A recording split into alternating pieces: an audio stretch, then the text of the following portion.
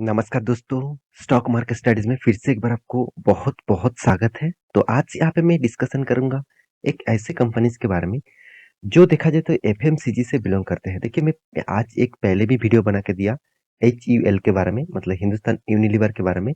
तो फिर से मैं एफएमसीजी सेक्टर से और एक कंपनीज़ के बारे में डिस्कस करूँगा, जो उस सेक्टर से कंपनी नंबर 1 है। तो आप कहेंगे सर नंबर 1 है मतलब कौन-सा सेक्टर से? आप देखेंगे तो पर्सनल केयर इंडस्ट्रीज में बहुत सारे कंपनीज हैं। उनमें से इस कंपनी का रैंकिंग बहुत एक नंबर 1 पोज़ीशन में आपको देखने को मिलेगा। तो कंपनी का नाम कौन-सा है? कंपनी का नाम है डाबर इंडिया। तो डाबर इंडिया के बारे में आज बात करूँगा क्योंकि कंपनी देखा जाए तो एक एफएमसीजी से बिलॉन्ग करते हैं। साथ ही साथ कंपनी इंडिया के नंबर 1 ब्रांड भी है।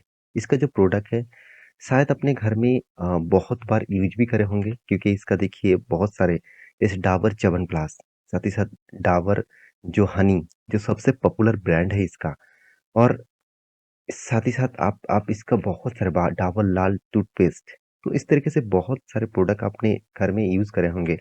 ओडोमॉस है, ओडोनिल है, तो इस तरीके से प्रोडक्ट अपने घर में यहाँ पे देख सकते हैं रियल जो है एक्टिव है, तो इस तरीके से प्रोडक्ट वो बनाते जाते हैं।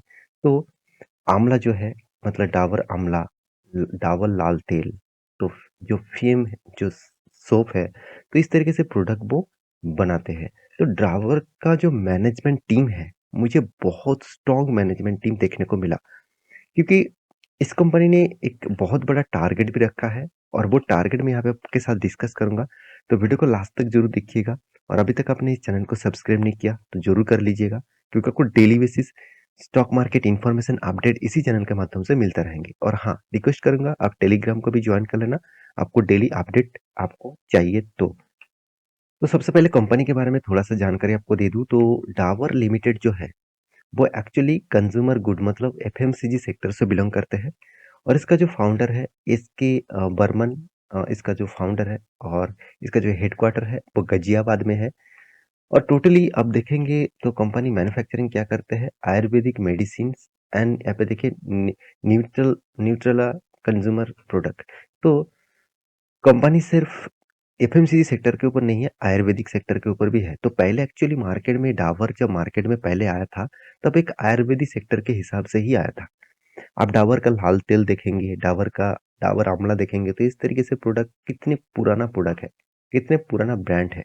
तो अराउंड अराउंड आप देखेंगे तो Dabur drives around 60% it's revenue from the consumer care product और 11% फूड बिजनेसेस के ऊपर कमाते हैं।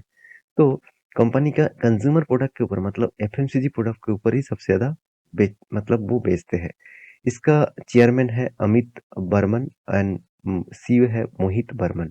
तो बहुत हाई एक्सपीरियंस मैनेजमेंट टीम है इसका। और इस कंपनी ने जिस तरीके से मतलब पहले से परफॉर्मेंस करके आया है वो देखने का लायक है। तो मुझे बहुत स्ट्रॉन्ग लगा इस कंपनी का। इसका प्रोडक्ट देखिए, पर्सनल केयर है, स्किन केयर, हेयर केयर, यहाँ पे देखिए ओरल हाइजेनिक, साथ ही साथ हेल्थ हेल्थ सप्लीमेंटरी, साथ ही साथ डिंग्स, तो इस तरीके से प्रोडक्ट वो बनाते हैं। तो कंपनी देखा जाए स्टार्ट हुआ था 1884 से, मतलब आज का कंपनी नहीं है क्योंकि एक आयुर्वेदिक कंपनी है। तो मैं पहले बता चुका हूँ कंपनी बहुत पहले से स्टार्ट हुआ था।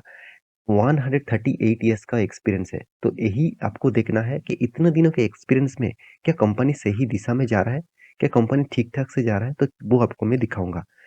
तो सबसे पहले जो न्यूज है उसके ऊपर डिस्कशन कर लेता हूँ। तो यहाँ पे बिजनेस टुडेज के ऊपर मैं आ चुका हूँ, इस न्यूज के ऊपर यहाँ पे बातचीत किया जा रहा है। आपको मैं बता दूं इनका जो सीईओ है यहाँ पे मोहित बर्मन, उन्होंने खुद यहाँ पे डिस्कस किया है कि Dabur India aims to become national player in space business. तो मतलब डाबर इंडिया चाहते हैं कि उसका जो मैनेजमेंट टीम का कहना है कि ये जो बिजनेस है मतलब ये बिजनेस को वो टारगेट रखा है इंडिया का एक नेशनल नेशनल प्लेयर्स बनाएगा। मतलब इसको टक्कर लेने वाला कोई आगे पीछे नहीं रहेगा, इस तरीके से मतलब कंपटीटर वो बनेगा।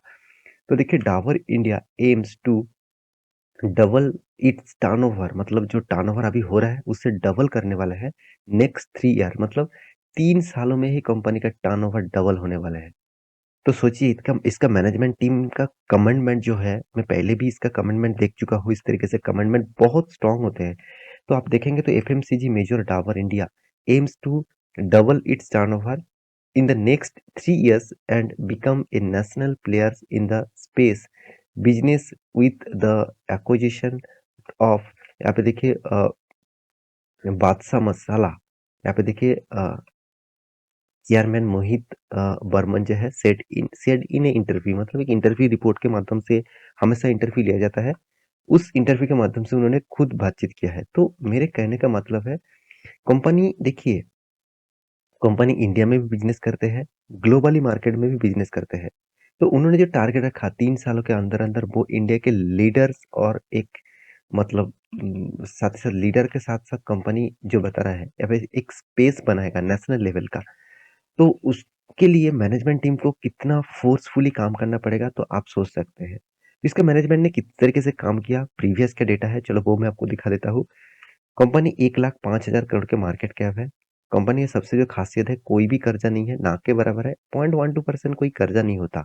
इस तरीके से कर्जे को वो कभी भी मिटा सकता है, क्योंकि 1,000 करोड़ का कर्जा है, उसका हाथ में 1400 करोड़ के आसपास है। तो उस पैसे को कभी भी उस कर्जे को वो मिटा सकते हैं। फिर भी बिजनेस करने के लिए तो छोटा मोटा कर्जा लेना ही पड़ता है। कंपनी का देखिए पी रेशियो आपको हाई वैल्यूएशन में दिखेगा, इंडस्ट्रीज पी रेशियो के हिसाब से। Return of equity, return of capital employed आपको बेस्ट लेवल में दिखेगा। तो आप कहेंगे सर कंपनी हाई किए थे 600, क्या यही इसका हाई प्राइस है इतने दिनों में? ऐसे बिल्कुल भी नहीं। इसको एडजस्टमेंट प्राइस कहा जाता है, क्योंकि कंपनी ने स्प्लिट भी दिया, बोनस बहुत बार दिया और मार्ज भी किया। तो इस तरीके से डील के कारण कंपनी का प्राइस हमेशा एडजस्टमेंट हो जाता है। तो कंपनी का एंटरप्राइज वैल्यूज भी सेम टू सेम है। इस कंपनी का सबसे जो चीज मुझे खास लगा, इन्वेंटरी डे, मतलब प्रोडक्शन करने में 169 डेज लग रहा है, और इसका डेटोस डे मतलब प्रोडक्शन करने के बाद हाथ में पैसा आ रहा है 21 दिनों में। तो मार्केट कैप टू सेल्स बहुत हाई है। 1 रुपया कमाने के लिए कंपनी को 9.5 रुपीज देना पड़ रहा है, मतलब 9.5 रुपीज कंपनी को इन्वेस्टमेंट करना पड़ रहा है। तो बहुत हाई मार्जिन से कंपनी काम कर रहा है, हाई वैल्यूएशन के हिसाब से। तो डिविडेंड पे आउट भी कंपनी अच्छा खासा कर चुके हैं, 52.9% के आसपास। सेल्स ग्रोथ ठीक ठाक है, मगर प्रॉफिट ग्रोथ डाउन है। अगर इसका प्रीवियस डेटा के हिसाब से दिखा दूं, तो 10 साल में कंपनी का सेल्स ग्रोथ और प्रॉफिट ग्रोथ पॉजिटिव में तो है, मगर हमेशा मैं आपको बोलता हूँ, स्ट्रॉन्ग कंपनी उसी को मैं मानता हूँ जिस कंपनी का सेल्स ग्रोथ और प्रॉफिट ग्रोथ 15% के ऊपर है, मतलब ग्रेटर देन 15% होना चाहिए। इस कंपनी ने आपको 10 साल 3 साल में रिटर्न अच्छा खासा दिया, रिटर्न ऑफ इक्विटी जबरदस्त एक लेवल में देखने को मिला, और इसका प्रॉफिट एंड लॉस हमेशा हर साल में ग्रोथ होता गया। तो यही सबसे खासियत इस कंपनी का। कैश फ्लो भी कंपनी कंटिन्यूअसली मेंटेन भी करते हैं हमेशा। और साथ ही साथ इन्वेस्टर के बारे में बात करूं, तो आप देखेंगे, तो प्रोमोटर के बाद सबसे ज्यादा होल्डिंग किसने उठाया? एफएस ने, उसके बाद डीएस ने, उसके बाद पब्लिक ने। तो एक्स्ट्रा बेनिफिट के हिसाब से क्या दिया आप देखेंगे, तो कंपनी बोनस देने का बादशाह है।